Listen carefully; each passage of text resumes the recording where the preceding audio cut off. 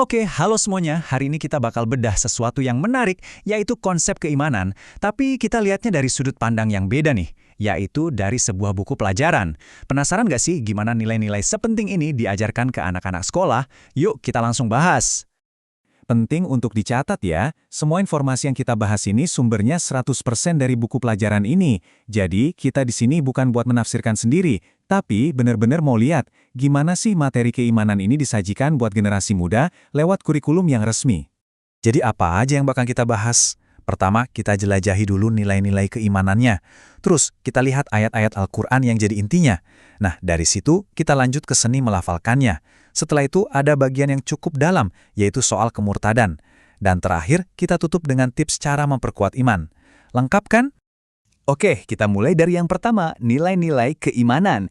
Disinilah buku pelajaran ini mulai meletakkan fondasi tentang apa sih artinya menjadi seorang yang beriman itu? Selanjutnya, kita masuk ke jantungnya, yaitu ayat-ayat Al-Quran. Tentu saja, buku ini nggak membahas semua ayat, tapi memilih beberapa ayat kunci yang dianggap paling pas untuk menjelaskan konsep iman. Nah, ayat pertama yang jadi rujukan utama di bab ini, itu dari surah Al-Baqarah ayat 108. Buku ini menampilkannya langsung dalam tulisan Arab aslinya ya. Dan ini dia terjemahannya. Pesannya dalam banget ya. Ada peringatan yang cukup keras tentang bahayanya menukar iman dengan kekafiran, yang digambarkan sebagai sesat dari jalan yang lurus. Tapi nggak berhenti di satu ayat. Buku ini kemudian membawa kita ke surah Ali Imran ayat 106.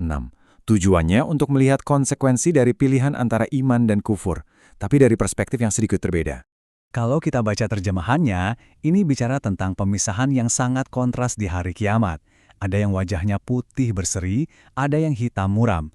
Poin kuncinya di sini adalah kata azab, sebagai konsekuensi langsung di akhirat bagi mereka yang memilih kufur setelah sebelumnya beriman. Oke, dari makna. Sekarang kita geser ke cara melafalkannya. Jadi ternyata, menurut buku ini, nggak cukup cuma paham artinya. Melafalkan ayat dengan benar itu juga penting banget. Disinilah ilmu tajwid berperan. Jadi, apa sih tajwid itu? Gampangnya, ini adalah ilmu yang mengatur cara kita mengucapkan setiap huruf dan kata dalam Al-Quran dengan tepat. Tujuannya supaya bacaan kita itu persis seperti yang diajarkan, jadi lafal dan maknanya tetap terjaga. Dan cara buku ini ngajarinnya keren loh, bukan cuma teori, tapi langsung kasih contoh praktis. Para siswa bisa lihat langsung penggalan ayatnya, terus nama hukum bacaannya apa, cara bacanya gimana, dan yang paling penting, kenapa dibacanya begitu. Semuanya rapi dalam satu tabel. Nah, sekarang kita masuk ke bagian yang bisa dibilang paling detail di bab ini. Buku pelajaran ini secara spesifik banget mendefinisikan apa itu murtad, atau tindakan keluar dari Islam. Yuk kita lihat definisinya, persis seperti yang tertulis di dalam buku.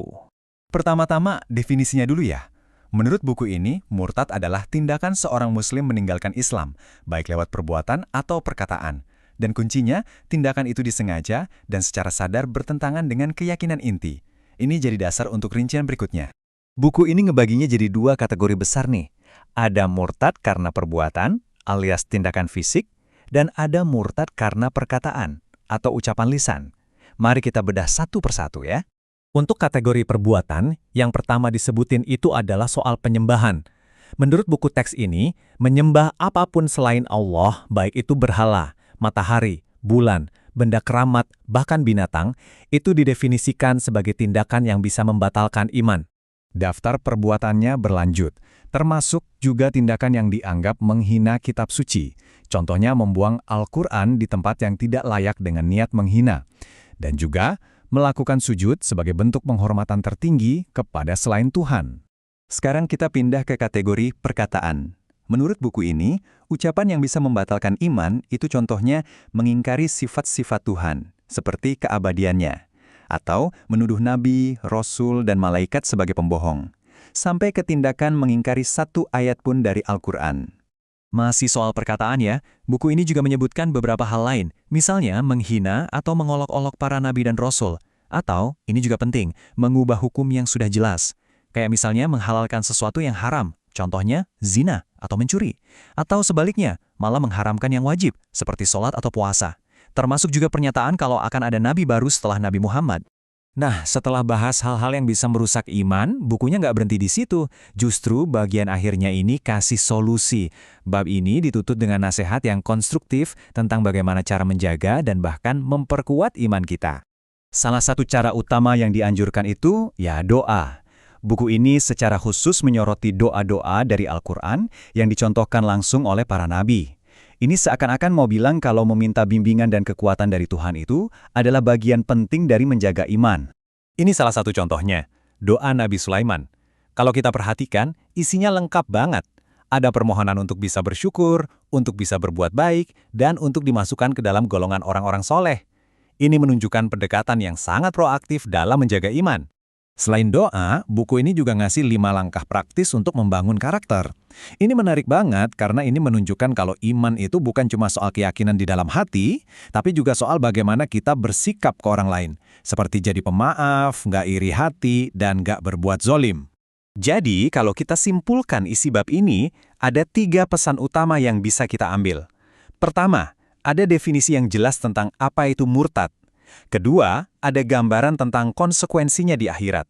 Dan yang ketiga, ini yang paling penting. Ada sebuah ajakan untuk kita secara aktif menjaga iman kita. Oke, pembahasan kita sampai di sini. Jelas ya, buku pelajaran ini menyajikan sebuah kerangka keimanan yang sangat terstruktur.